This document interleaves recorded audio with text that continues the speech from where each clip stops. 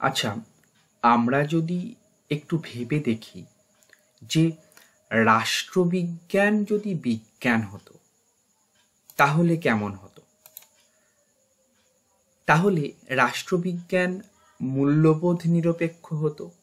কারণ বিজ্ঞানের মধ্যে মূল্যবোধের কোনো জায়গা নেই, যেটা আমরা জানি। কারণ বিজ্ঞান স্থান কাল পাত্র নির্বিশেষে একই রকম ফলাফল প্রদান করে। দ্বিতীয়ত, রাষ্ট্রবিজ্ঞানের সুনির্দিষ্ট কিছু সূত্র থাকতো, যেমন বিজ্ঞানের থাকে, যে সূত্রগুলো দিয়ে সেই সংক্রান্ত সমস্যার সমাধান করা যায়। রাষ্ট্রবিজ্ঞানেও তেমনটা যেত। আবার সুনির্দিষ্ট পদ্ধতি থাকতো রাষ্ট্রবিজ্ঞানের, যে পদ্ধতিগুলোর মধ্যে দিয়ে বৈজ্ঞানিক সমস্যার সমাধান হতো। একটা পরীক্ষাগার থাকতো, যেখানে রাজনৈতিক বা রাষ্ট্র সংক্রান্ত সমস্যা নিয়ে গবেষণা করা যেত। একটা সুনির্দিষ্ট সংজ্ঞা থাকতো।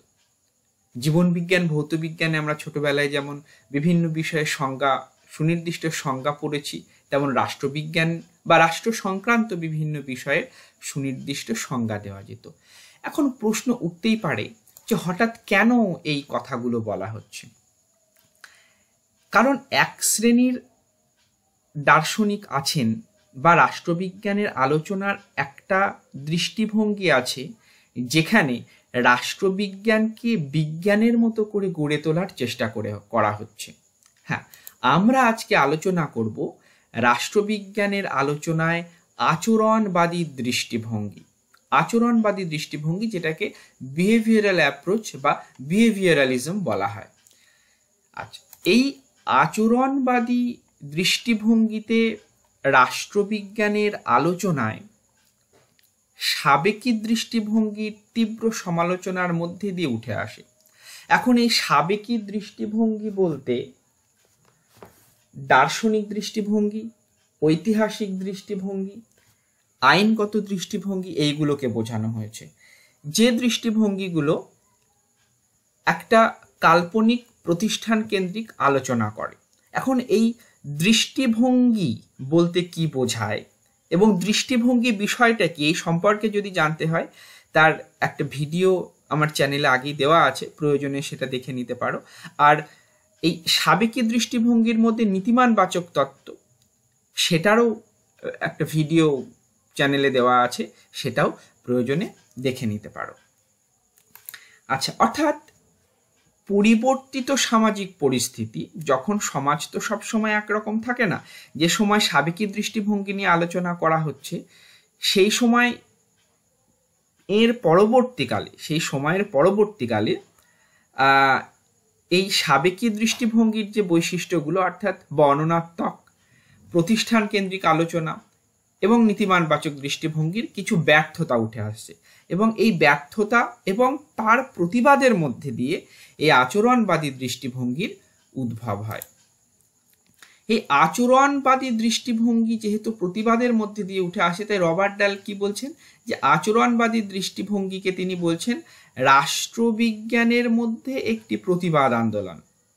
রাষ্ট্রবিজ্ঞান যে বিষয়, তার মধ্যে একটা প্রতিবাদ আন্দোলন। কারণ রাষ্ট্রবিজ্ঞানের যে সাবেকি দৃষ্টিভঙ্গিগুলো আছে, সেগুলোকে সরিয়ে দিয়ে, তার ব্যর্থতার কারণে সেগুলোকে সরিয়ে দিয়ে একটা নতুন বিজ্ঞান ভিত্তিক আলোচনা, একটা প্রেক্ষাপট তৈরি হচ্ছে সেই সময়। আচ্ছা, এই যে আচরণবাদী দৃষ্টিভঙ্গি, এটা উদ্ভব ঘটে 20 শতকের প্রথম দশকে, অর্থাৎ 1901 থেকে 1910, এই রকম একটা সময়ে এই দৃষ্টিভঙ্গির উদ্ভব ঘটছে। আচ্ছা, আচরণবাদের যে উদ্ভব, এই উদ্ভবের সঙ্গে দুজন রাষ্ট্রবিজ্ঞানী ভীষণভাবে জড়িত আছেন। তাদের মধ্যে প্রথমজন হচ্ছেন আর্থার বেন্টলে, তার লেখা বইয়ের নাম দ্য প্রসেস অফ গভর্নমেন্ট, এবং আরেকজন হচ্ছেন গ্রাহাম ওয়ালাস, যার লেখা বইয়ের নাম হিউম্যান নেচার ইন পলিটিক্স। আরও দুটো ঘটনা জড়িত। 1950-60 এই সময়কালে দুটো কমিটি তৈরি হয়, কমিটি অন পলিটিক্যাল বিহেভিয়ার এবং কমিটি অন কম্পারেটিভ পলিটিক্স। এই যে দুটো কমিটি তৈরি হচ্ছে, এই দুটো কমিটি প্রতিষ্ঠা হওয়ার সঙ্গে সঙ্গে আচরণবাদী পদ্ধতির যে প্রয়োগ বা ব্যবহার রাষ্ট্রবিজ্ঞান আলোচনার ক্ষেত্রে, সেটা একটা বিশেষ ব্যাপকতা বা সেটা আরও বৃহৎভাবে তার প্রয়োগ শুরু হয়। এখন আচরণবাদের যারা মুখ্য প্রবক্তা ছিলেন, গ্রাহাম ওয়ালাস এবং আর্থার বেন্টলে আচরণবাদের উদ্ভাবন করছেন, কিন্তু আচরণবাদের মুখ্য প্রবক্তারা হচ্ছেন ডেভিড স্টন, অ্যালমন্ড, উইলাও, রবার্ট ডাল, ডেভিড অ্যাপ্টার এরা। এবারে আমরা দেখব যে আচরণবাদ বলতে ঠিক কি বোঝায়, কোন কোন বিষয়গুলো নিয়ে আচরণবাদ আলোচনা করে। প্রথম যেটার উপর জোর দেয় আচরণবাদ, সেটা হচ্ছে ব্যক্তি এবং সামাজিক গোষ্ঠীর আচরণের ওপর। অর্থাৎ আচরণবাদ যে ঘটনা, বিভিন্ন প্রতিষ্ঠানের কাঠামো, বিভিন্ন প্রতিষ্ঠানের মতাদর্শ, এই সবগুলো নিয়ে আলোচনা করে না, তারা আলোচনা করছে ব্যক্তি এবং সামাজিক গোষ্ঠীর আচরণ নিয়ে। দ্বিতীয় যে বিষয়টা, সেটা হচ্ছে আচরণবাদের আলোচনা হলো রাষ্ট্রহীন আলোচনা। তার কারণ আচরণবাদীরা যে সাবেকি প্রতিষ্ঠান কেন্দ্রিক আলোচনার যে পদ্ধতি, সেটাকে তারা বর্জন করছেন এবং মানুষের রাজনৈতিক আচরণকে গবেষণার কেন্দ্রবিন্দু হিসেবে প্রতিষ্ঠা করতে চাইছেন। এখানে রাষ্ট্র নিয়ে আলোচনা নয়, সাবেকি যে সকল দৃষ্টিভঙ্গিগুলো আছে, যেগুলো বলা হলো যে দার্শনিক, ঐতিহাসিক, আইনগত, এদের আলোচনার কেন্দ্রে রয়েছে রাষ্ট্র, কিন্তু আচরণবাদী দৃষ্টিভঙ্গিতে আলোচনার কেন্দ্রে আছে ব্যক্তি এবং গোষ্ঠীর আচরণ। তারপরে যেটা বলা হচ্ছে যে সমাজবিজ্ঞানের বিভিন্ন শাখার পারস্পরিক নির্ভরশীলতার ওপর জোর দেয়, যেমন মনোবিজ্ঞান, সমাজতত্ত্ব, সাংস্কৃতিক নৃবিদ্যা অর্থাৎ কালচারাল অ্যানথ্রোপোলজি, এই সকল বিষয়ের তাত্ত্বিক কাঠামোকে এরা ব্যবহার করেন।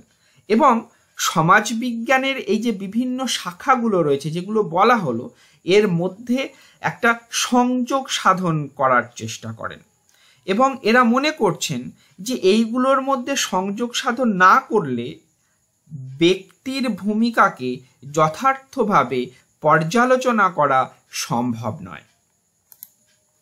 পরে যেটা বলছে, গুরুত্বপূর্ণ একটা জায়গা, বৈশিষ্ট্য বলতে পারা যায়, যে মূল্যবোধ নিরপেক্ষ আলোচনা, অর্থাৎ নীতিমানবাচক তত্ত্ব বা যে অন্যান্য যে দৃষ্টিভঙ্গিগুলো আছে, সাবেকি দৃষ্টিভঙ্গিগুলো, তার মূল জায়গাটা হচ্ছে মূল্যবোধ যুক্ত। আর যখনই কোনো বিষয়কে বিজ্ঞানের পর্যায়ে নিয়ে যাওয়া হয়, বিজ্ঞান তো আর মূল্যবোধ বোঝে না, স্থানকাল পাত্র বোঝে না, বিজ্ঞান সব জায়গায় একই রকম ফলাফল প্রদান করে। যখনই রাষ্ট্রবিজ্ঞানকে বিজ্ঞানের মতো করে আলোচনা করার চেষ্টা করা হচ্ছে, তখনই কিন্তু সেটা স্বাভাবিকভাবেই মূল্যবোধ নিরপেক্ষ বা ভ্যালু ফ্রি একটা আলোচনায় পর্যবসিত হচ্ছে। এবার যেটা হচ্ছে যে তত্ত্ব ও গবেষণার পারস্পরিক নির্ভরশীলতার উপর এরা জোর দেয়। অর্থাৎ আচরণবাদ বা আচরণবাদের যে মূল উদ্দেশ্য, সেটা হচ্ছে একটা উৎকৃষ্ট মানের তত্ত্ব গঠন করা। এবং শুধু তত্ত্ব গঠন নয়, তত্ত্ব গঠনের সঙ্গে সঙ্গে সেটার একটা গবেষণা করা সেটাকে নিয়ে, এবং এই তত্ত্ব এবং গবেষণার মধ্যে পারস্পরিক একটা নির্ভরশীলতা প্রতিষ্ঠা করা। অর্থাৎ অভিজ্ঞতাবাদী গবেষণার মধ্যে দিয়ে যে লক্ষ্য পূরণের উদ্দেশ্য, তার জন্য তাত্ত্বিক প্রশ্নসমূহ যেমন গুরুত্বপূর্ণ, একই সঙ্গে তার গবেষণা ভিত্তিক যে সিদ্ধান্ত, সেই সিদ্ধান্তটাও গুরুত্বপূর্ণ। আর একটা যেটা বলছে প্রতিষ্ঠান কেন্দ্রিক আলোচনার বিরোধিতা। অর্থাৎ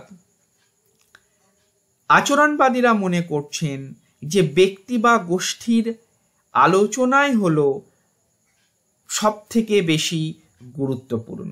এবং এখানে যেটা বলা হচ্ছে যে একটা রাজনৈতিক ব্যবস্থায় যে বিভিন্ন প্রতিষ্ঠানগুলো আছে, আমরা যেমন পার্লামেন্টের কথা বলতে পারি, লোকসভা, রাজ্যসভা, এইগুলোকে নিয়ে গঠিত হচ্ছে, রাষ্ট্রপতিকে নিয়ে, এগুলো একটা প্রতিষ্ঠান।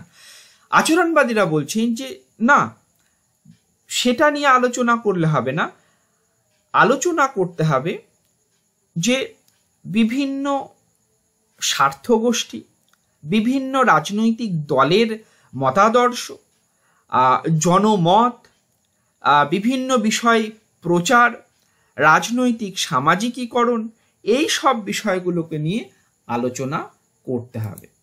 আচ্ছা, সুস্পষ্ট বৈজ্ঞানিক গবেষণা পদ্ধতির অনুসরণ, অর্থাৎ আচরণবাদ যেটা করতে চায়, বিভিন্ন আচরণ সংক্রান্ত সমস্যা সমূহ বিশ্লেষণের জন্য তারা পরীক্ষাযোগ্য প্রকল্প তৈরি করতে চায়, অর্থাৎ হাইপোথিসিস তৈরি করতে চায়। তারপরে একটা কার্যকর সংজ্ঞা তৈরি করতে চায়। তারপরে এই সবের ভিত্তিতে একটা বিশ্বাসযোগ্য সিদ্ধান্তে পৌঁছানোর চেষ্টা করে। এই হলো সার্বিকভাবে আচরণবাদ বলতে কি বোঝায় সেই সম্পর্কে একটা সার্বিক ধারণা দেওয়ার চেষ্টা করা হলো। সকলকে ধন্যবাদ।